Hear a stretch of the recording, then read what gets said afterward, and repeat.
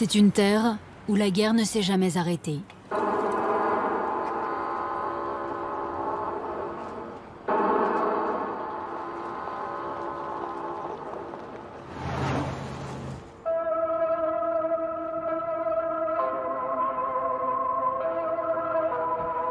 Les haut-parleurs, au nord, sonnent le réveil, chaque matin à 6 heures précises, avec la même mélodie tirée d'un opéra révolutionnaire.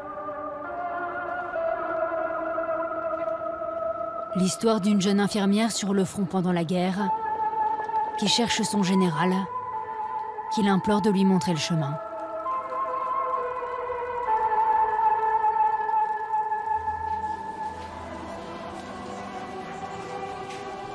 Une terre en guerre contre la frontière qui la divise.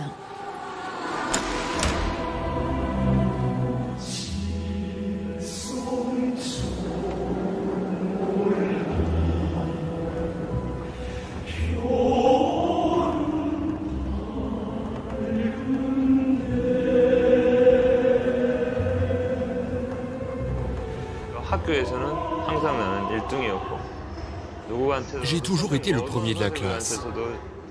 J'étais apprécié de tous les enseignants. Même à l'école, il y avait une hiérarchie entre les élèves avec, au sommet, le délégué de classe et le responsable politique. J'ai occupé ces deux postes pendant mes études. C'est comme ça que j'ai appris à donner des ordres et à gérer les gens.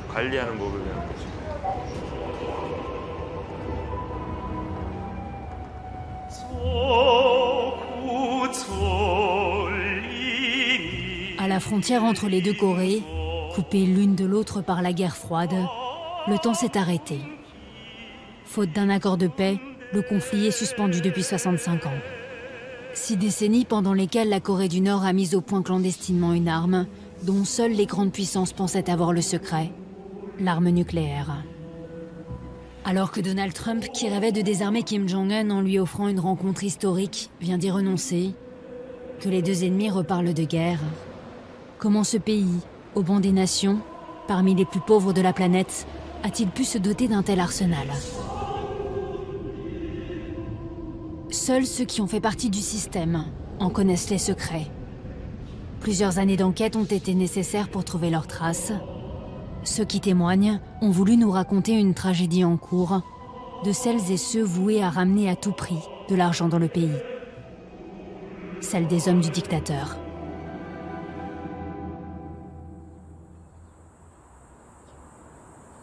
Séoul, à moins de 50 km de la frontière avec la Corée du Nord.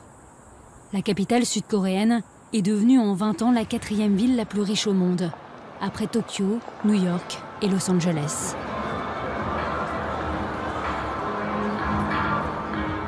C'est là que se termine souvent la cavale de ceux qui fuient la Corée du Nord.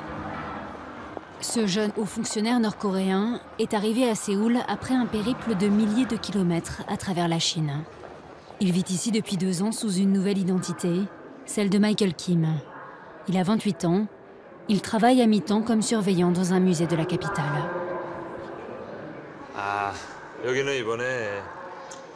C'est une exposition organisée par la mairie de Séoul d'un appartement témoin de la Corée du Nord, afin de montrer comment les habitants de Pyongyang vivent actuellement.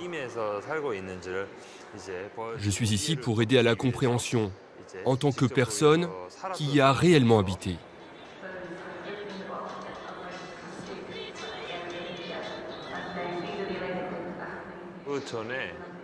J'ai commencé ma carrière au service de protection et de sûreté de l'État. C'est la CIA de la Corée du Nord. Je travaillais au service financier et j'ai attiré l'attention. Mes compétences ont été reconnues.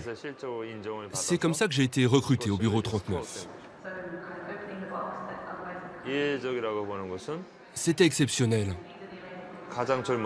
J'étais le plus jeune. J'y suis rentré à l'âge de 25 ans. Le bureau 39 s'occupe de l'administration et de la gestion de toutes les activités économiques de plusieurs milliers de sociétés et d'usines créées pour faire gagner de l'argent au régime en dehors des frontières.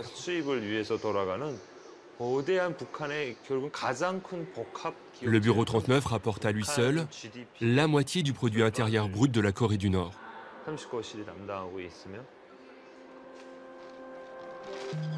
Michael a tout quitté, du jour au lendemain, sans prévenir sa famille. Il en savait trop pour pouvoir continuer à croire au régime. Il a pris la décision de nous rencontrer 3 semaines auparavant. Il espère, en témoignant un visage découvert, devenir trop visible pour pouvoir être liquidé dans l'ombre. Les témoignages d'hommes et de femmes ayant eu un rôle au sein de ce bureau 39, gardien de tous les secrets des finances de la Corée du Nord, sont extrêmement rares, car les défections sont rares. S'enfuir, c'est se mettre, mais aussi mettre sa famille, restée en Corée du Nord, en danger. Lee Mil, lui, était tout au bas de l'échelle. Un pion envoyé à l'autre bout du monde pour construire des immeubles dans le désert au Koweït.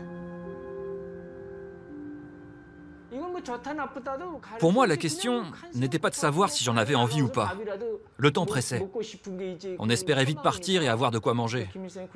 Notre dirigeant, Kim Il-sung, est mort en juillet 1994 et dès l'année d'après, à partir de mai 1995, l'État n'a plus pu distribuer de rations aux citoyens ordinaires. Les gens ont commencé à paniquer. Et c'était la première fois que les rations de nourriture étaient coupées. Moi, j'avais une fille de 2 ans là-bas. Pour pouvoir partir, il faut être marié. Il faut aussi avoir un enfant. Et si vous n'avez pas d'enfant, on ne vous laisse pas partir. Je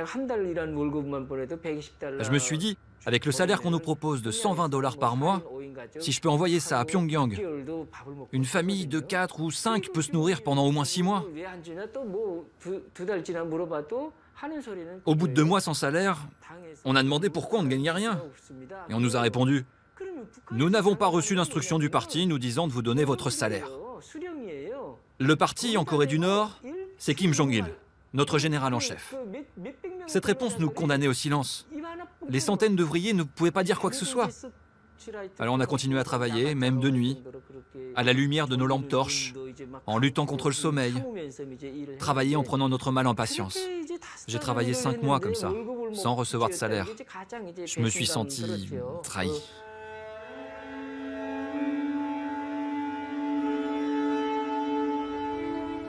L'idée d'envoyer des travailleurs à l'étranger remonte à 1974.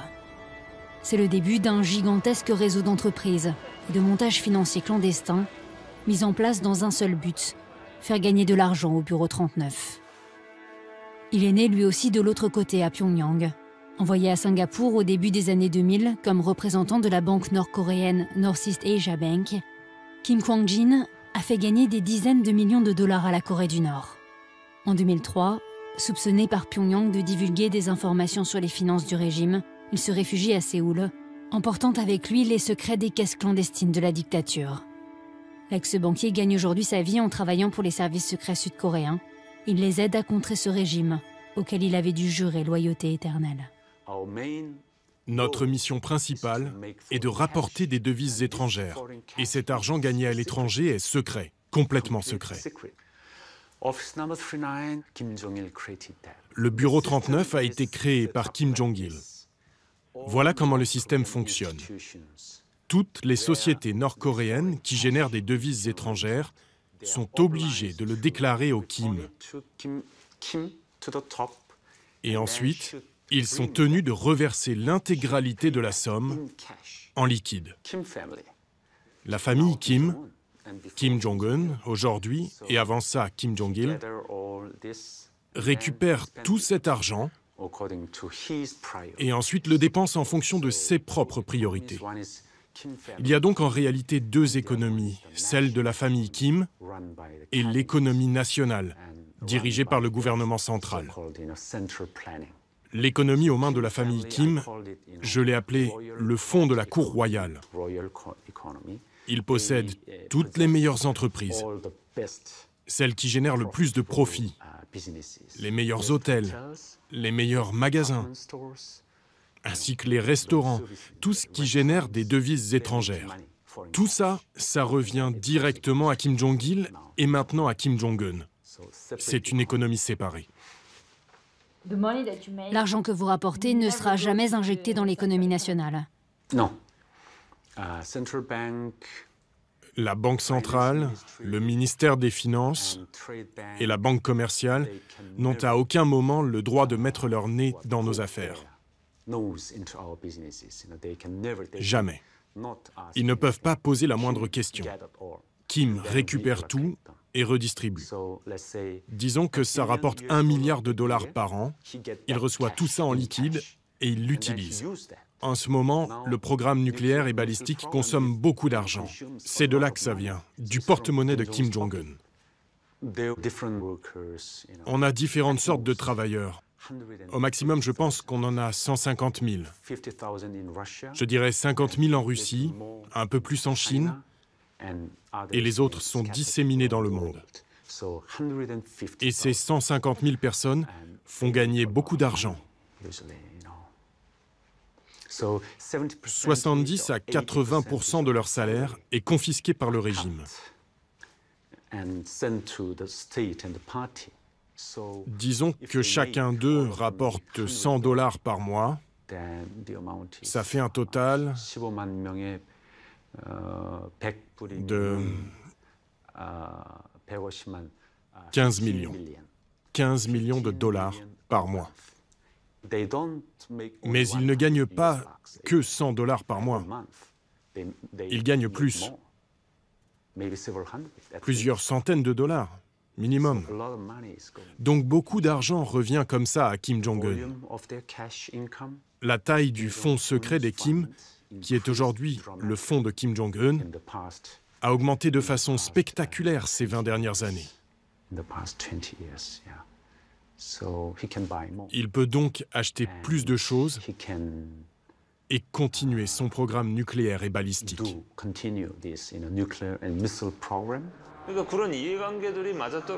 Ça se fait surtout avec des pays avec lesquels on partage une certaine compréhension, comme les pays de l'Europe de l'Est, les pays d'Asie du Sud-Est, l'Afrique. On a des travailleurs partout. En Pologne, en Ukraine, en Ouzbékistan, en Mongolie.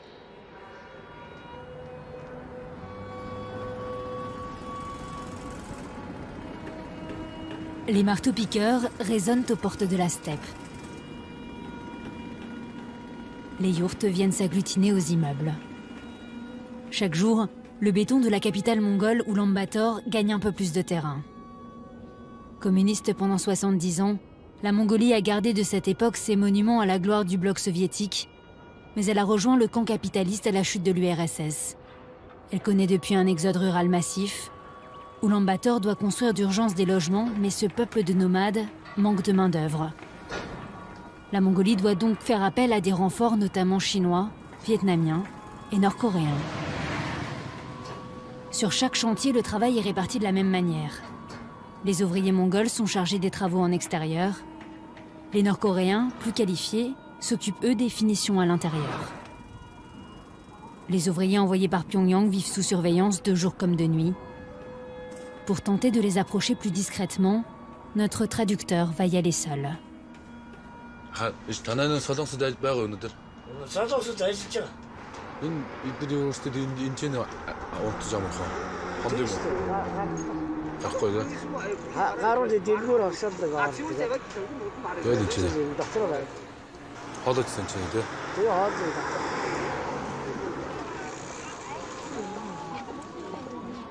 La Corée du Nord veut empêcher à tout prix que ces travailleurs entrent en contact avec le monde extérieur et découvrent une autre réalité que celle de la propagande dans laquelle ils vivent depuis toujours.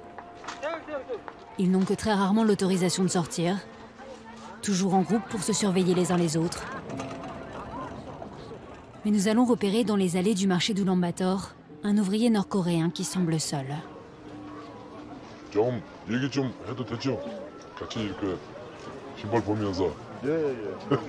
괜찮죠? 그럼 뭐 언제 왔어요? 몽골에? 3년 됐어요. 3년? 오래됐네요. 그럼 언제 집에? 1인 가요? 한 달이면 가요? 와, 그럼 더 많이 벌겠네. 왜? 돈 안 줬어요? 많이 못 받았어요. 많이 못 받았다고요? 일하고도 못 받았어요. 그럼 나쁜 놈들이네. 나쁜 놈들 많아요. 그래요? 네. 저 한국에 가족도 있어요? 저 자식들 몇 명? 난 자식은 한 사람 이거 처가 지금 임신한 상태에서 나왔어요. 자식도 못 봤어요. 그럼 지금 한 3살? 3살 됐죠. 남자 여자? 남자라고 편지 왔어요. 가서 올 자식당 봐야 돼요.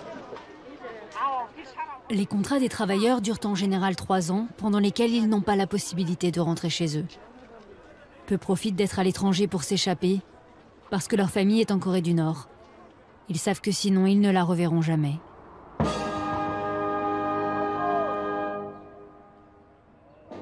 La Mongolie cautionne-t-elle la présence de ces travailleurs sur son sol? Personne, ni au sein de l'administration, ni des entreprises employant des Nord-Coréens, n'a accepté de nous rencontrer. Mais il serait 1200 dans le pays en toute légalité, invités par le gouvernement mongol. Les entreprises versent les salaires des travailleurs directement à l'ambassade nord-coréenne à Ulaanbaatar.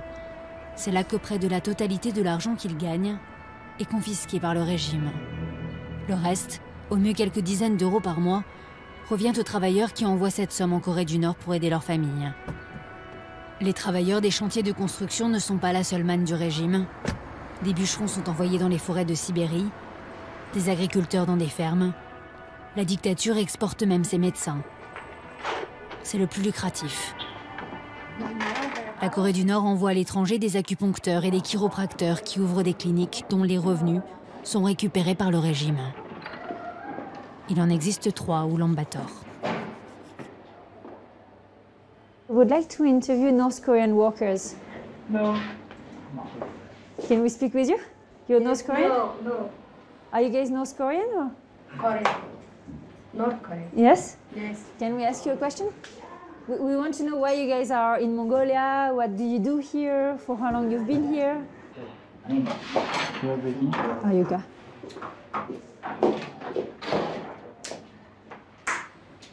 Чингээс ямар нэг юм ийм эмчнэр бол тийм ярих хэрэг байхгүй юу? Ардсан солонгосын эмчнэр учраас тийм ярихгүй.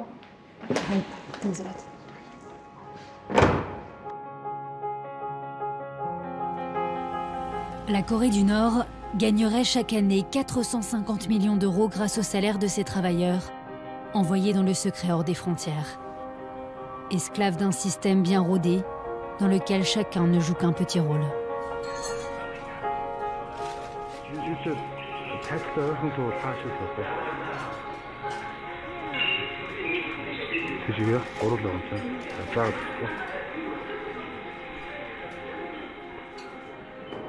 Elles doivent sourire, chanter et danser pour aider leur pays. Il existe 130 restaurants nord-coréens dans le monde, 3 à Ulaanbaatar. Le modèle est à chaque fois le même. Les serveuses vivent et dorment dans le restaurant, sous surveillance permanente, avec l'interdiction de sortir. Les jeunes femmes sont aussi vendeuses, d'alcool, de cigarettes, d'artisanat. Toutes les recettes termineront dans la caisse secrète du régime.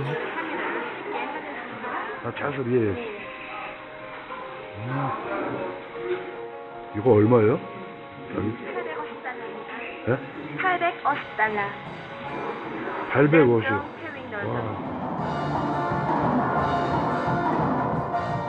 Chaque soir, elles dansent devant les clients pour s'acquitter de leur mission.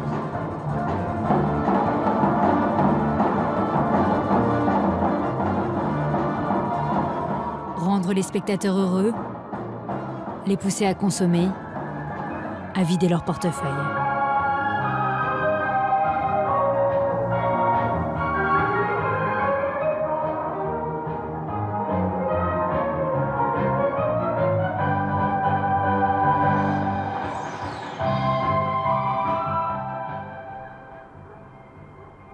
Ce financement secret, il ne doit pas en exister de traces écrites. Les documents pouvant servir de preuve, les reçus, les transactions bancaires, sont systématiquement détruits sur ordre des Kim. Pour cacher son existence à la communauté internationale, mais surtout aux travailleurs et au peuple nord-coréen qui vit à la dure. pour qu'ils ne se rendent pas compte des millions que la famille Kim se fait sur leur dos.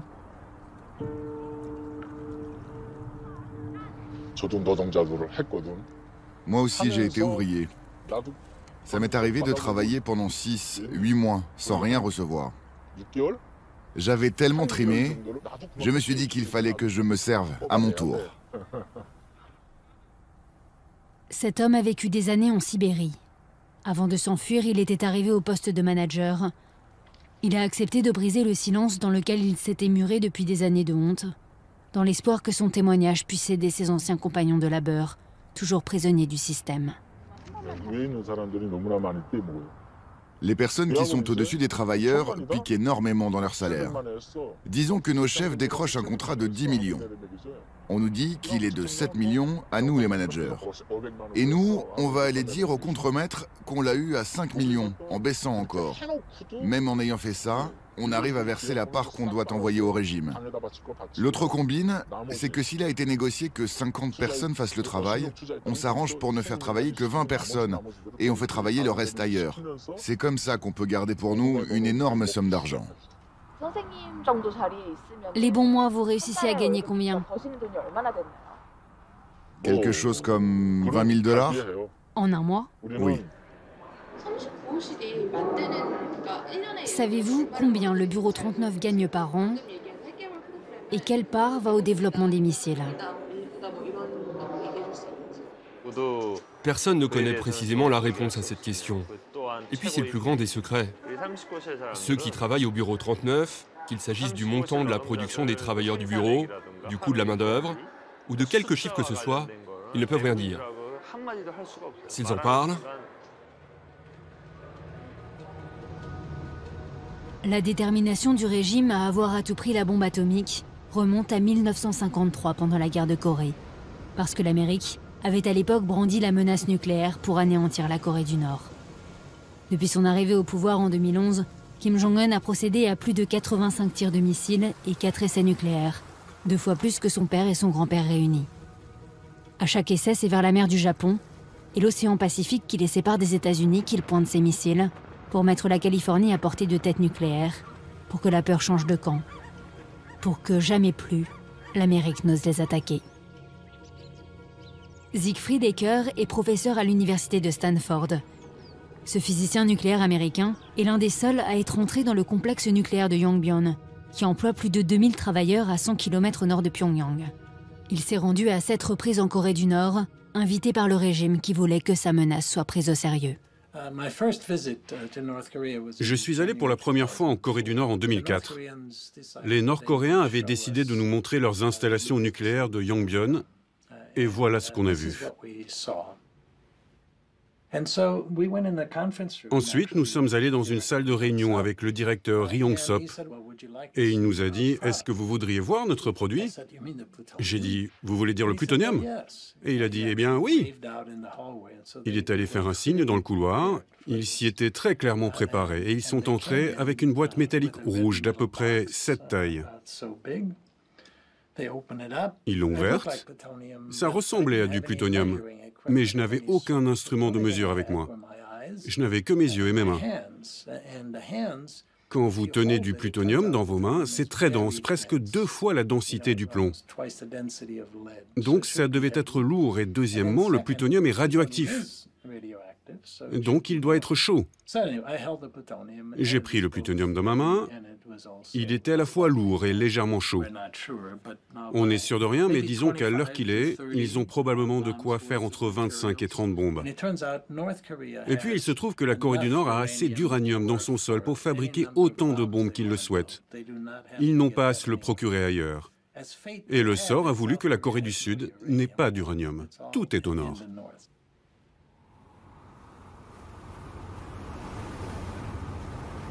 Le 29 novembre 2017, la Corée du Nord prend tout le monde de court, testant son premier missile capable d'atteindre les côtes américaines.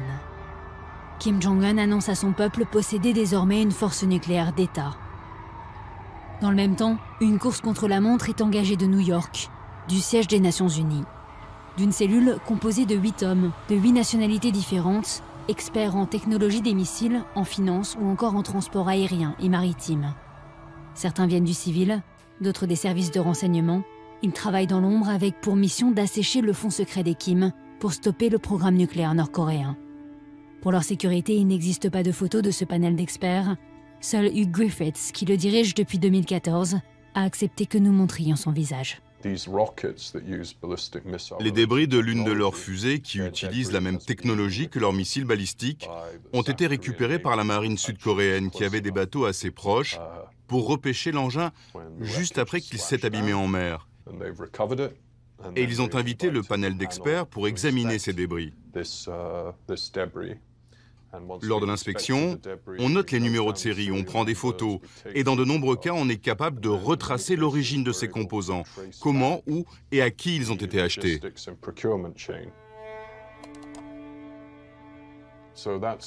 Voilà la fusée, et voilà ce qu'il en reste. Ça, c'est un des propulseurs. Vous voyez, ils sont assemblés ici tout autour.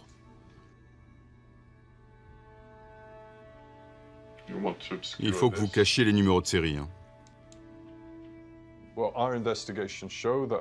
Nos enquêtes prouvent qu'un certain pourcentage de pièces utilisées dans leurs fusées et leurs missiles ont été achetées à l'étranger.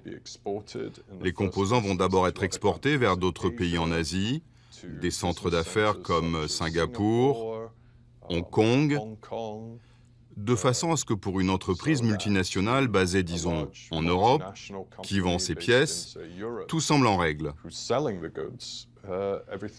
Il n'y a aucune trace de la Corée du Nord sur leurs documents officiels. Le panel d'experts ne se contente pas d'enquêter. Ils disposent d'une arme économique. Ce sont eux qui imaginent des sanctions chaque fois plus sévères pour isoler la Corée du Nord et la couper de ses revenus clandestins. Sur ces recommandations, l'ONU en est à son 9e train de sanctions, dans l'espoir qu'acculées, elles viennent s'asseoir à la table des négociations. Si on considère ce que la Corée du Nord peut exporter aujourd'hui, ils ne vont plus très longtemps se faire de l'argent sur notre dos. Tout est désormais sous le coup de sanctions.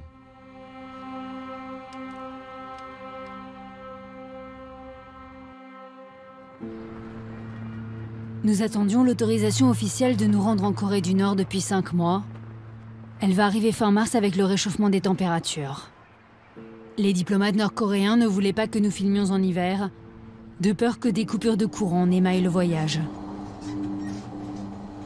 Nous avons obtenu la permission d'entrer en Corée du Nord en train, depuis la Chine et la ville frontalière de Dandong. Nous entrons dans ce pays hors du temps, hors du monde, depuis 1953.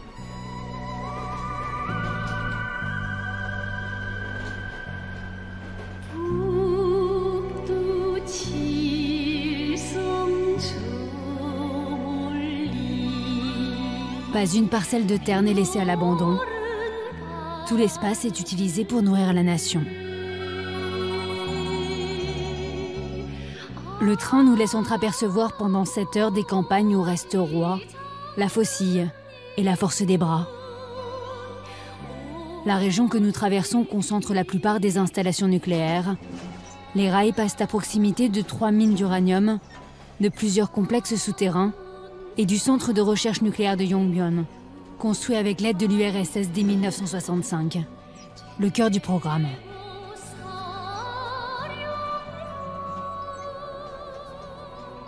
Notre escorte nous attend à Pyongyang, la capitale. Nous entrons dans un monde dévolu aux privilégiés du régime.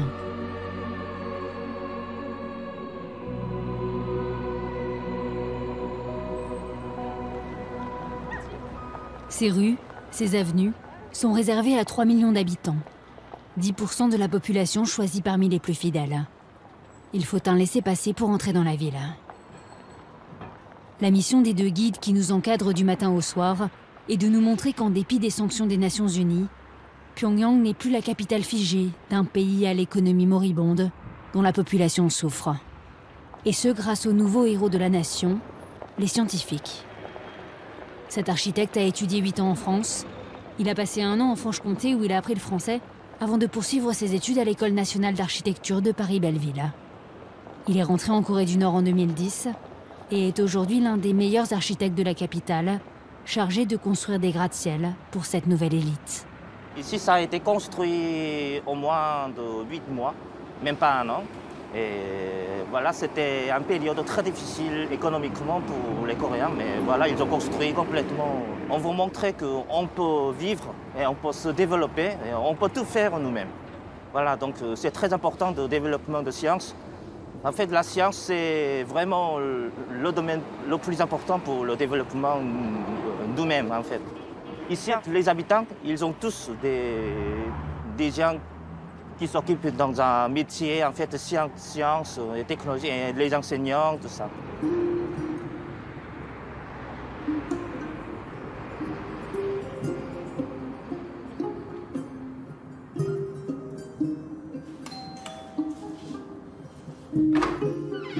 안녕하십니까. 그냥 씨발 씻고 들어오면 되는데. 촬영. 안녕하십니까. 아유. 아이고. 몇 살입니까? 내가 달 6달입니다. Voilà, vous voyez ces images. Ça résume tout en fait. C'est notre cher leader qui attribue directement. Comme ça. C'est un grand. Enfin, c'est considéré comme une grande gloire pour les Coréens, ce genre de moment. Quand on a emménagé ici, j'étais tellement heureuse que je n'arrêtais pas de pleurer en pensant à son amour. Le maréchal porte beaucoup d'attention aux scientifiques et ils lui rendent en travaillant dur. Cela fait 30 ans que mon mari est scientifique. 30 ans! Son mari enseigne la mécanique des fluides à l'université Kimchek, l'école polytechnique nord-coréenne. L'appartement qui leur a été alloué fait 200 mètres carrés. Les meubles sont aussi offerts par le régime. Tous, à Pyongyang, ne sont pas logés dans ces tours modernes. Mais cette famille n'est pas non plus une exception. Kim Jong-un inaugure un nouveau quartier par an depuis qu'il dirige le pays. Une cinquantaine de nouveaux immeubles, tous sortis de terre en quelques mois, et offerts aux scientifiques et à diverses familles méritantes aux yeux du régime. L'une de ces tours abrite l'un des bureaux d'études des architectes de Kim Jong-un.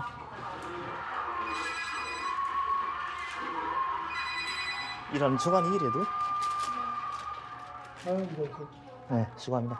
Il y a de plus en plus de projets à faire. Il y a tellement de projets. Il manque toujours des architectes ici. Donc même ici, c'est un grand, énorme chantier, on peut dire. Toutes les personnes, ils ont 2 ou 3 projets au moins.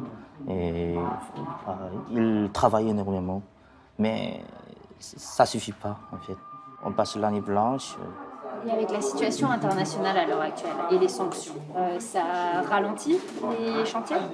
Non, pas du tout. Tu vois pas du tout ce qui est influencé dans le domaine de la construction. En fait, quand j'étais en Europe, je vois beaucoup de chantiers qui s'arrêtent immédiatement, juste après la crise. Mais ici, moi, je vois pas du tout. Enfin, les chantiers continuent, même il y a de plus en plus de projets à faire. On a peur de rien. On avance quand même.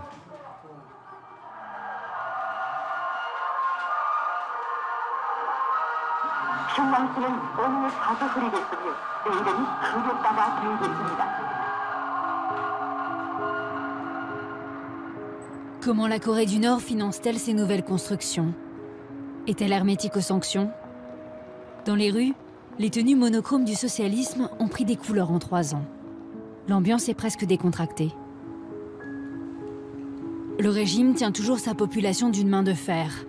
Le moindre geste, la moindre parole critique peut mener dans l'un des multiples camps de prisonniers politiques que compte toujours le pays. Mais une nouvelle orientation se dessine depuis que Kim Jong-un est au pouvoir. Il a donné ordre de développer l'économie à la même vitesse que le nucléaire.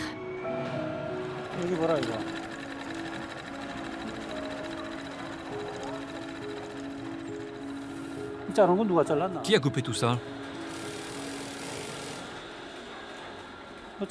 Regarde pour couper là. Là en bas, il faut couper droit. Regarde, ce n'est pas droit.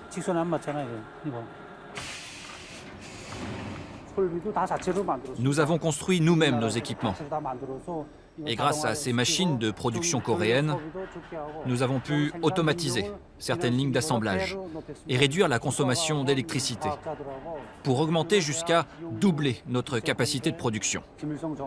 Les scientifiques de l'Académie des sciences et les chercheurs de l'université Kim Il-sung, tous ont coopéré pour fabriquer nos équipements. D'où viennent les matériaux pour fabriquer les chaussures? Aujourd'hui, à cause des manœuvres de nos ennemis, nous n'avons pas de matériaux d'importation. Nous créons donc nos matériaux nous-mêmes, en étudiant chaque composant à notre disposition pour produire nos chaussures.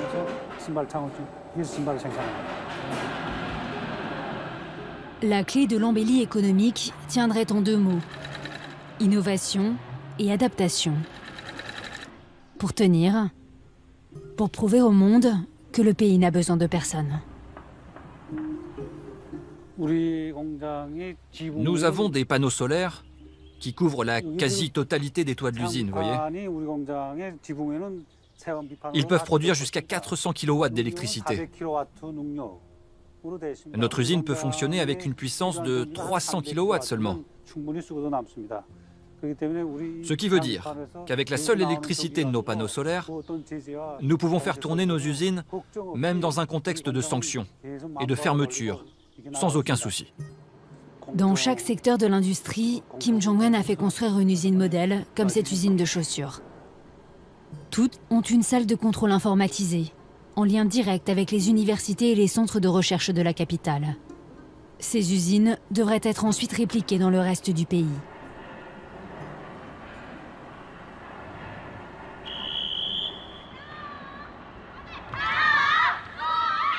Le régime distribue les rôles. Tout est pensé, planifié, jusqu'au destin des hommes.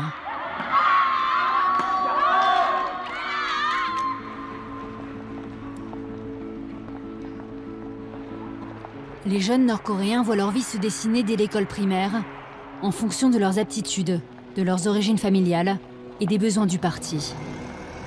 C'est l'État qui choisit pour chacun un métier. Beaucoup sont envoyés gonfler les rangs de l'armée nord-coréenne et son million d'hommes. Le service militaire obligatoire dure 7 ans. Ceux qui réussissent à intégrer l'université Kim Il-sung, la plus prestigieuse du pays, en sont généralement exemptés. C'est ici que sont formés les ingénieurs, mais aussi les futurs économistes, banquiers, hommes d'affaires. La relève du bureau 39.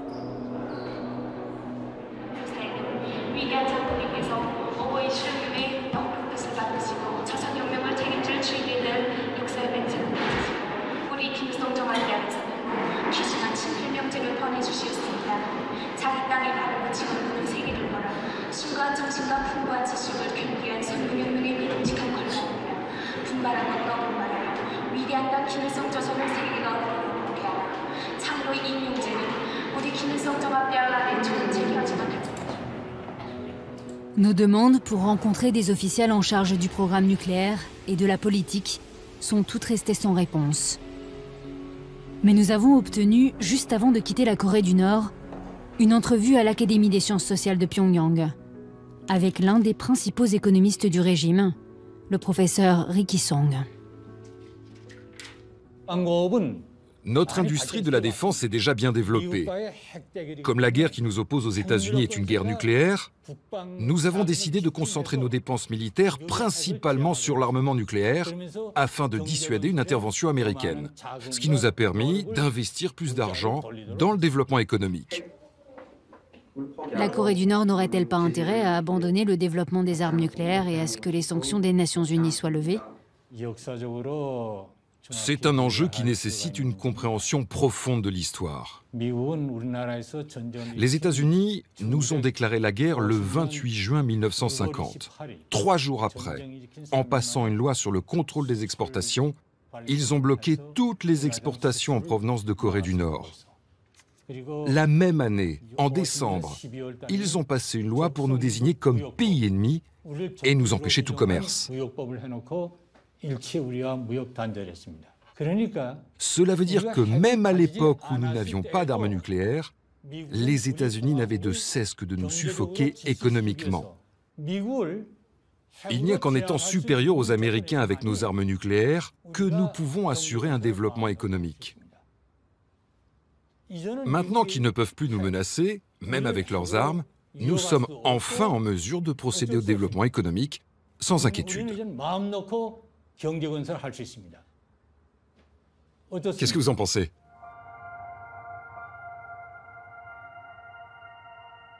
La résurrection économique de la Corée du Nord est-elle un mirage?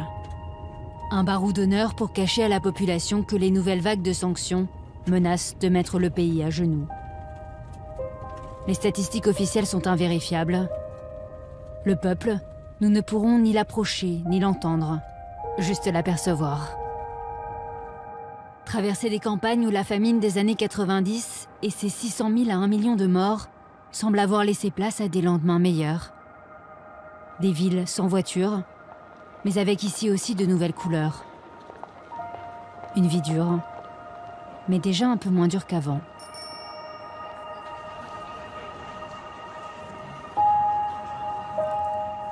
De son enfance passée en partie sous une fausse identité en Suisse, Kim Jong-un a-t-il ramené des rêves de modernisation et d'ouverture? Fort de sa bombe nucléaire qui le protège hors des frontières, le jeune dictateur assoit son emprise dans le pays. Là où ses ancêtres érigeaient statues et palaces, lui se veut bâtisseur de patinoires, de bowling, de piscines, de musées d'histoire naturelle, de parcs d'attractions. Plus seulement pour les élites. La culture, le progrès scientifique et économique, opium d'un peuple qui a encore du mal à y croire, pour que cette troisième génération de dictature dure. Signe des temps ce soir, les couleurs de la Corée du Nord brillent pour la première fois dans la nuit désormais illuminée de Pyongyang et ses nouvelles tours. La Corée du Nord reçoit-elle de l'aide?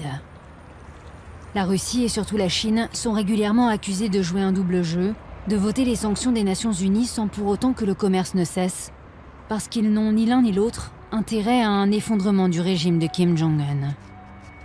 Le fonds secret de la Corée du Nord continue d'être alimenté grâce à une multitude de combines ingénieuses, jusque dans les endroits où on s'y attendrait le moins. Berlin, au cœur de l'Europe. Les autorités allemandes tentent depuis 2016 de faire fermer cette auberge de jeunesse, installée dans l'enceinte de l'ambassade de Corée du Nord. Depuis 2008, le loyer, 38 000 €, était versé chaque mois dans la caisse des Kim. L'Allemagne a fait annuler le bail, mais les propriétaires du City Hostel refusent de quitter les lieux.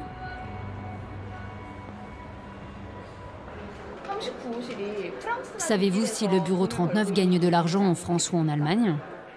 En France ou en Allemagne, bien sûr. Dans ces pays, il n'y a pas de main-d'œuvre. La loi est trop puissante. Mais il y a de l'argent là-bas. Des fonds. On fait de l'achat et de la vente de biens immobiliers. Pour les louer et pour faire de la spéculation.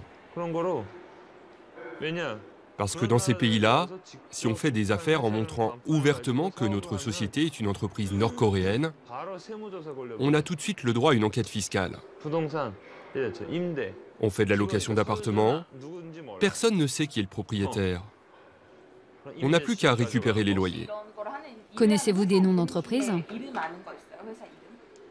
Je ne peux pas vous les donner, parce qu'au moment même où je vais les nommer, elles se retrouveront immédiatement sur la liste des sanctions. Bien sûr, la Corée du Nord est un mauvais État dictatorial. Mais ceux qui y sont dévoués, comme moi ou mes amis, voire les supérieurs hiérarchiques, ne font que leur travail. Peut-être que ce qu'ils font pour mener à bien leur mission est mauvais, mais ça ne veut pas dire qu'il n'existe pas de code éthique entre nous. Gagnez-vous de l'argent aux États-Unis?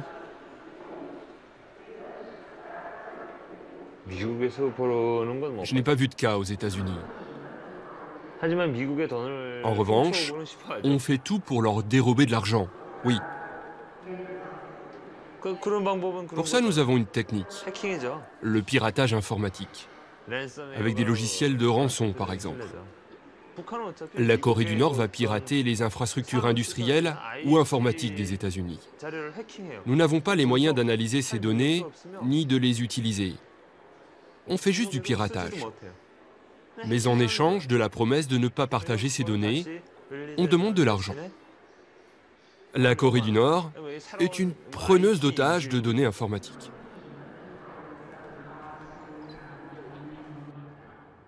On ne peut pas tout empêcher. Comment pouvez-vous stopper tous les Nord-Coréens? Il suffit d'une petite banque, dans un coin reculé de Chine. Si j'y ai un compte, je peux presque tout faire, n'est-ce pas? Je peux envoyer de l'argent partout dans le monde. Combien sont-ils ces hommes de l'ombre? Jusqu'où s'étend la toile qu'ils ont tissée? Quelle menace représentent-ils? Dans notre dernier rapport au Conseil de sécurité, nous avons apporté les preuves que des armes nord-coréennes et des programmes d'entraînement militaire clandestins étaient présents dans une douzaine de pays d'Afrique et du Moyen-Orient. Au Mozambique, un des contrats que nous avons vus valait 6 millions de dollars. En Tanzanie, le contrat était d'un montant similaire en euros. Un peu plus, si je me souviens bien, peut-être 12 millions. Ils font ça uniquement pour l'argent. Le problème avec les missiles balistiques, c'est que cette technologie n'a pas été fournie à tous les pays qui la voulaient. Donc les Nord-Coréens ont comblé ce vide. Cette prolifération est très alarmante. Il y a eu notamment une installation nucléaire en Syrie qui a été mise sur pied avec l'aide des Nord-Coréens. Et ce genre d'opération est très préoccupante. Les Nord-Coréens ont aussi d'immenses stocks d'armes chimiques. Le destin de la Corée devait se jouer le 12 juin à Singapour. Il s'enlise dans l'incertitude et la surenchère nucléaire depuis l'annulation de la rencontre entre Donald Trump et Kim Jong-un. 20 années se sont écoulées depuis que Lee Mil a fui le désert koweïtien où il construisait des immeubles. Il est à nouveau père de famille. Il a 2 fils à Séoul qui savent qu'ils ont une grande sœur, quelque part de l'autre côté de la frontière. Faut pas que tu rajoutes un peu d'huile? Non, sinon ça risque d'éclabousser partout.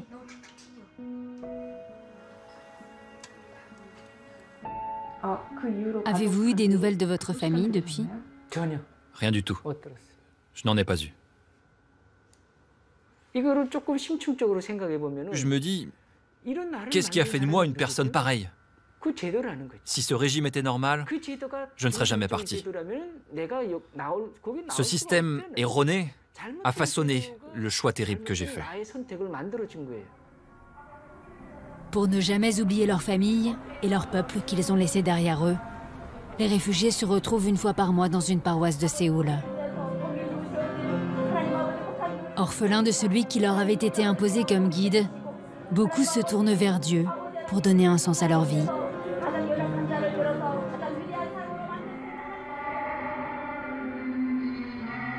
Les hommes toujours aux ordres du dictateur, eux, continuent de bâtir en secret la survie du régime.